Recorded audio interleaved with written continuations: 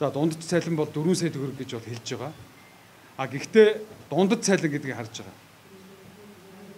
Үйлдвэрийн ажилчдын ярьж байгаагаар үйлдвэрийн ажилчдын цалингийн дундад цалин гэдэг маань бүх захиргаа, бүх ажилчдын цалингийн дунджаар тооцож байгаа юу байна. Үйлдвэрийн захирал удирдлагууд 40-50 сая төгрөгийн цалин авдаг гэдэг мэдээлэл байгаа.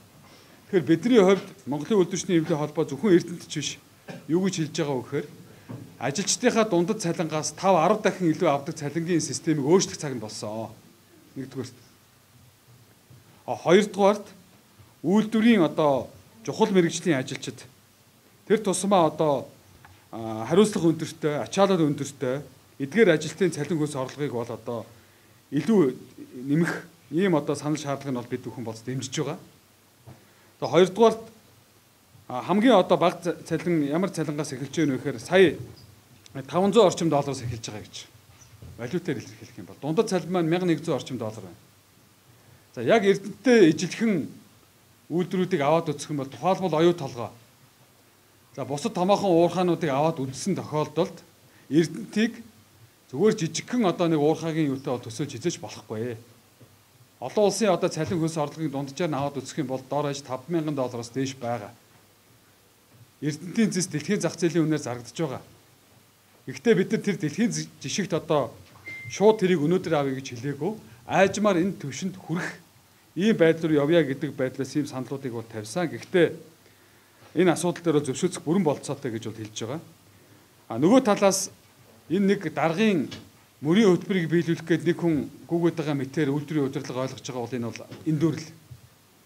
Би өөрийн бээр одоо орч оролцсон 1000 гаруй одоо 5 хүн дутмын нэгэн төлөөлөл 1000 гаруй ажилчид бол ерөөсөө хэлж байгаа. Бид нэг жилд нэг 10%, 12-3% ч гэдэг юм уу иймэрхүү байдлаар яваад байгаа. Зөвхөн инфляциал хаах төдий ингэ явж ирсэн байна. Биднэрт бодит нэмэгдэл хэрэгтэй байна. Үйлдвэрийн жинхэнэ шороотоо нь хутгалдаж байгаа хүнд ачаал үрж байгаа хэсгийнхаа ажилчдын цалинг дөрвтөө нэмээч гэж. Энийг бол би зүй ёсны шаардлага гэж харж байгаа. Тийм учраас бол энэ тал дээр бол одоо талууд бас их зөв ойлголцох хэрэгтэй. Дараагийн асуудал нь энэ хамтын гэрээ хэлцээрт би түрүү хэлсэн.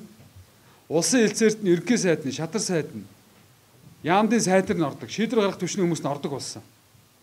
Шинэ хэлцээр байгуулъя. Асуудлаа шинэ төвшөнд ажил хэрэгчээр тавья гэж. Үйлдвэр дээр очихоор би сая асуусан хэлцийн даргын хэмжээнд л одоо хамтын хэлцээрийг төлөөллийн ахлагчин захиргааны зүгээс байна гэж харсан.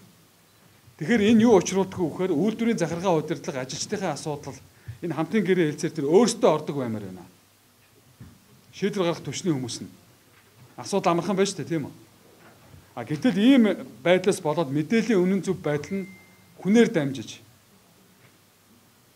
буруу байдлаар явсанаас болоод үл ойлголцол үүссэн байна гэдгийг хэлнэ. Тийм учраас Монголын үйлдвэрчдийн эвлэлийн холбооноос уулын байжуулах эрдэнэтүүдийг ажил хаялт тэмцлийн одоо энэ хурц байгаа нөхцөлд үйлдвэрийн удирдлагууд ёндан захирлаар ахлуулсан хамтын гэрээний хэлцээрийнхаа шинэ бүрэлдэхүүнийг томилоод өмнө оролцож ирсэн хүмүүсээ мэдээлэл бусад одоо мэргэжлүүдээ бол одоо хамт байлгаад тэгээ хэлцээрээ одоо яг одоо эхлэхийг уриалж байна.